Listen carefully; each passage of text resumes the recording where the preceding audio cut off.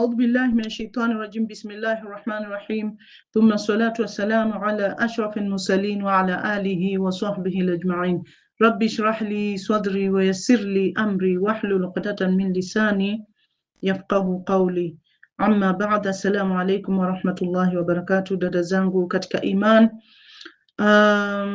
tuendelea na darasa yetu, na leo hii nitazungumzia kuhusu nasaha kwa wanandoa.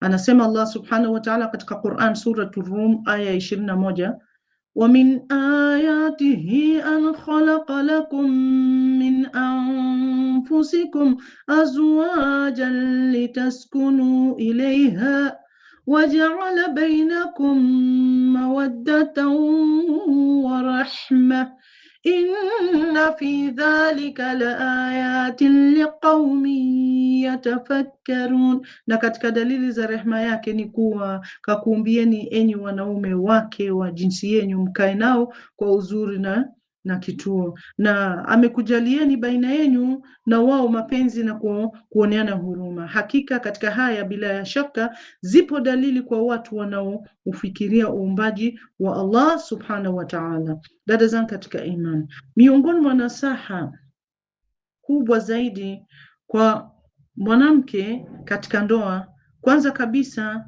ni lazima kama mwanamke uzijue haki za mumeo juu yako, kwani matatizo mengi hutokea kwa sababu baadhi ya wanawake hawajui kile ambacho Allah subhanahu wa ta'ala amewawajibisha kufanya kwa waume zao. Matatizo mengi, dada zangu katika imani, hutatuliwa wakati mke anapotimiza haki hizi, na miongoni mwa haki hizi, dada zangu katika imani, ni utiifu kwa mume.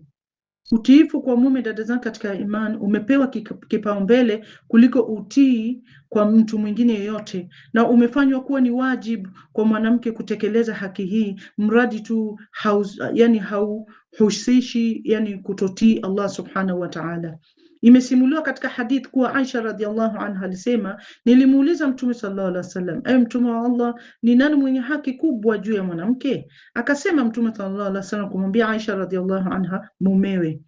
Akamuuliza tena Aisha akamuuliza tena Mtume sallallahu alaihi wasallam, na ni nani mwenye haki kubwa juu ya mwanamume? Akasema Mtume sallallahu alaihi wasallam kumwambia Aisha radhiallahu anha, mama yake. Haya yamesimuliwa na Al-Bazzar na Al-Hakim. Dada zangu katika imani, kadhalika mwanachuoni mkubwa Ibn Taymiyyah Allah amrehemu alisema pia kuyathibitisha haya kuwa mwanamke anapoolewa, mumewe ana mamlaka zaidi juu yake kuliko wazazi wake, na utii kwa mumewe ni wajibu zaidi juu yake. Dada zangu katika imani, nasaha ya pili kwa mwanamke katika ndoa ni kwamba yampasa kujua ya kwamba mke kutimiza haki hizi za mume katika ndoa, haki ambazo itakayopelekea furaha katika maisha yake ya ndoa, humletea mwanamke huyu thawabu na malipo makubwa kwa Allah subhanahu wa ta'ala, kwani Allah subhanahu wa ta'ala ameifanya hiyo utiifu wake kwa mumewe ya kumtimizia haki zake kuwa sawa na jihadi katika njia ya Allah subhanahu wa ta'ala na kuwa shahidi. Haya yamethibitishwa katika hadith kutoka kwa Ibn Abbas radhiallahu anhuma, ambaye alisema kuwa mwanamke kutoka Al-Ansar, Asma bint Yazid radhiallahu anha, alikuja kwa Mtume sallallahu alaihi wasallam akasema, ewe Mtume wa Allah, mimi ni mwakilishi wa wanawake kwako. Jihadi hii imeamriwa na Allah subhanahu wa ta'ala kwa wanaume, wakishinda wanalipwa, na wakiwawa kana kwamba wako hai na Mola wao, wakiruzukiwa. Sisi wanawake, dada zangu, sisi wanawake, Mtume anaendelea kumuuliza Mtume, sisi wanawake tunawajibika kwao,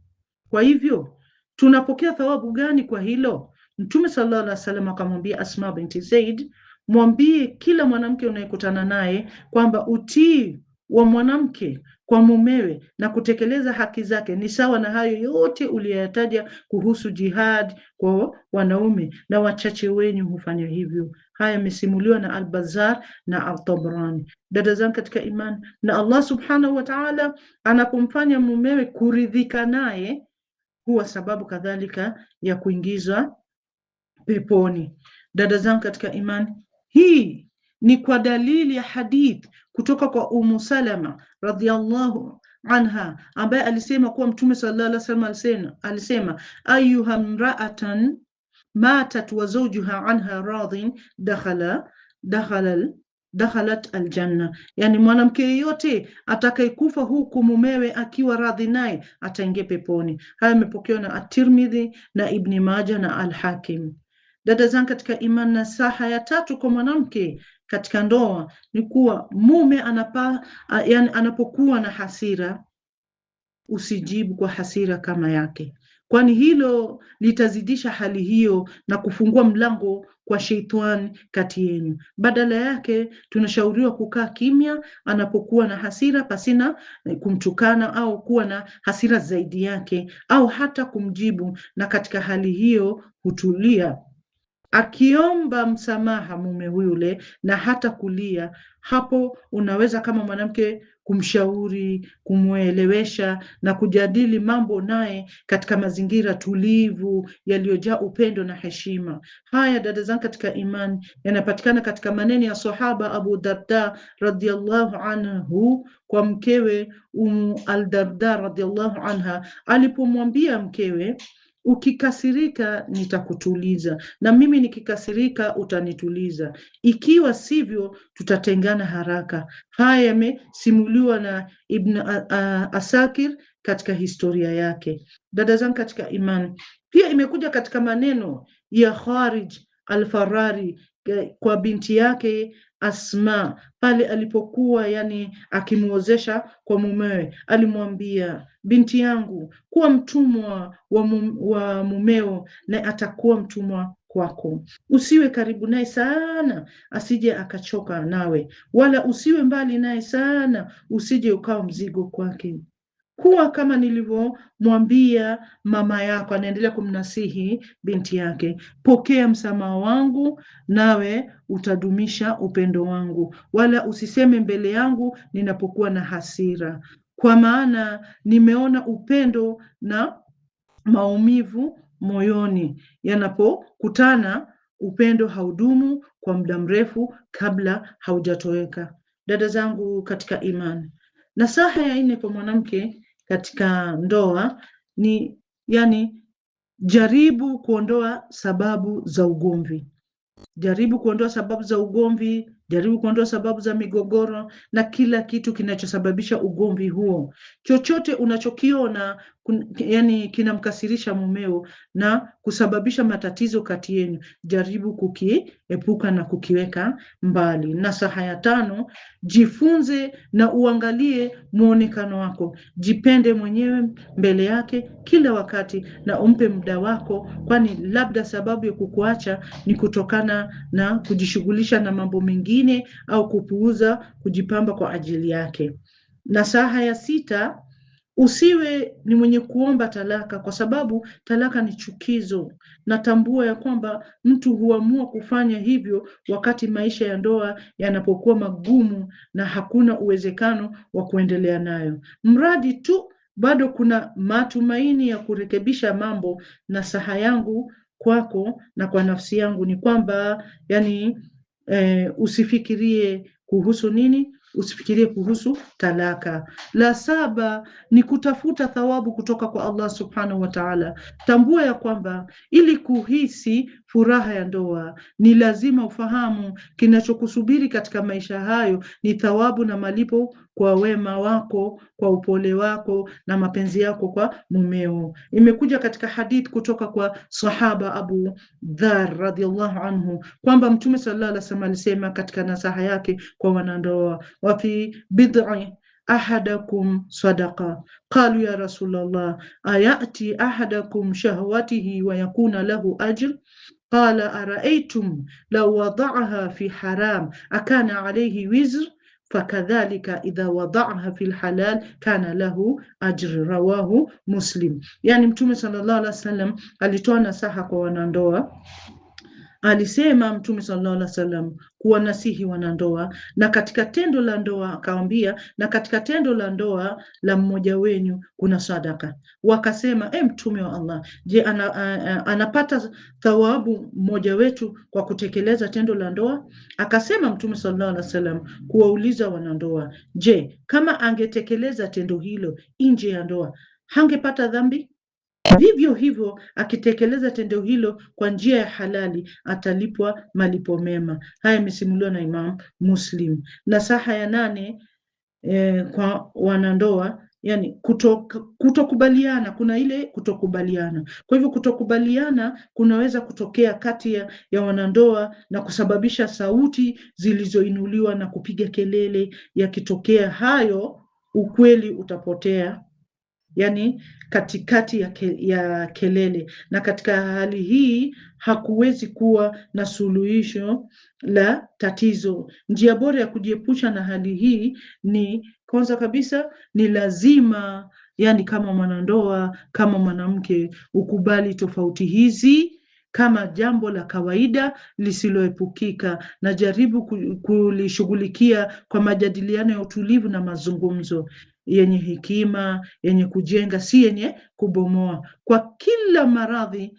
kuna tiba, na kwa kila tatizo kuna suluhisho. Kwa hivyo usikate tamaa ya kutibu tatizo lolote ikiwa unatarajia kuanzisha maisha ya ndoa yenye furaha. Nasaha ya 9, mfanye mumeo afurahi na utakuwa na furaha. Ukimpa mumeo furaha nawe utapokea furaha. Jua kwamba yani atakayenufaika au mnufaika mkuu wa furaha ya mumeo ni wewe, kwa sababu katika hilo kuna thawabu kwako. Dada zangu katika imani, nasaha ya 10, zingatia usafi. Usafi ni mojawapo ya mambo muhimu zaidi yanayomfanya mwanaume afurahi. Kupuuza jambo hili husababisha pande zote mbili kuchukiana, na migogoro na matatizo ya ndoa yanayosababisha talaka yametokea kwa sababu ya usafi wa mwili, usafi wa mazingira ya nyumba au usafi wa moyo. Tambua ya kuwa Uislamu ni dini ya usafi. Ibn Abbas radhiallahu anhuma alikuwa akisema, napenda kujipamba kwa ajili ya mke wangu kwa vile ninavyopenda mke wangu, yani kama vile ninavyopenda mke wangu ajipambe kwa ajili yangu. Dada zangu katika imani, nasaha ya 11, usiwe mwepesi wa hasira. Kuondoa hasira kabisa ni vigumu, lakini mtu mwenye busara si mwepesi wa hasira. Hasira inapovuka mipaka ya haki na rehma hugeuka kuwa dhulma na ukatili. Mtume sallallahu alaihi wasallam anasema, laysa shadid bisur'atin innama shadid alladhi yamliku nafsihi 'inda alghadab, muttafaqun alayhi. Yani anasema Mtume sallallahu alaihi wasallam, mtu mwenye nguvu si yule anayewashinda wengine, bali mtu mwenye nguvu ni yule anayethibiti anapokuwa na hasira, yani anayejithibiti anapokuwa na hasira. Hadithi hii imekubaliwa. Dada zangu katika iman, talaka nyingi hutokea kwa sababu ya hasira. Kwa hivyo hasira ya mume au mke yani pungua, mmoja kati yao au wote wawili hujutia tendo lao au matendo yao, na majuto hapa yatakuwa hayana maana. Na nasaha ya 12, epuka ukosoaji wa lawama. Aina hii ya ukosoaji ni pigo kubwa kwa furaha ya ndoa ikiwa inarudiwa na haina busara na wema. Ukosoaji wa lawama hutokea katika mambo yafuatayo: kutokubaliana kingono au kijima. Bila shaka kipenge hii ni mojawapo ya mambo muhimu zaidi yanayoamua ikiwa ndoa imefanikiwa au la. Kwa hivyo wanandoa wanapaswa kufanya nini? Kusoma hukumu za Kiislamu zinazohusiana na kipenge hiki pasina kupuuza vipimo za kisaikolojia vya uhusiano huu, ili waweze kufanya nini? Kupata furaha katika ndoa zao, na maisha yao kadhalika yaweze kujazwa na upendo na huruma. Na hili ndio moja ya malengo ya ndoa. Pili, ukosoaji wa lawama katika ndoa hutokea katika maoni na maslahi yanayotofautiana baina ya wanandoa. Na tatu, kadhalika lawama katika ndoa pia hutokea katika matatizo ya kifedha. Dada zangu katika imani, na mwisho kabisa na kuhusia ewe mwanandoa, na ninaihusia nafsi yangu kudumisha uhusiano wa kudumu na Mola wako. Kudumisha uhusiano wako na Mola wako, yani kutakuletea yani furaha na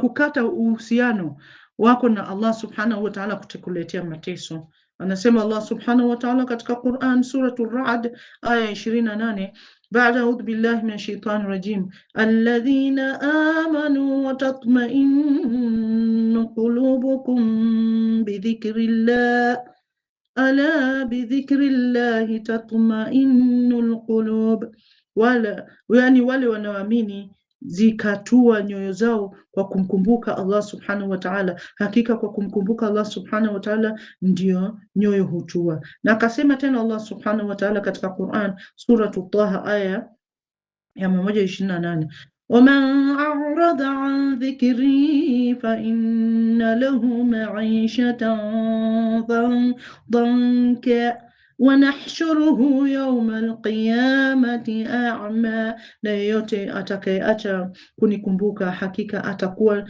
na maisha ya shida, nasi tutamfufua siku ya kiyama akiwa kipofu. Na kwa hayo dada zangu katika iman, enyi wanandoa, ili kudumisha uhusiano wako na Allah subhanahu wa ta'ala, kwanza kabisa zingatia swala 5 za kila siku na swala za khiyari, yani optional prayers. Pili, mkumbuke Allah mara kwa mara na istighfar na kumswalia Mtume sallallahu alaihi wasallam.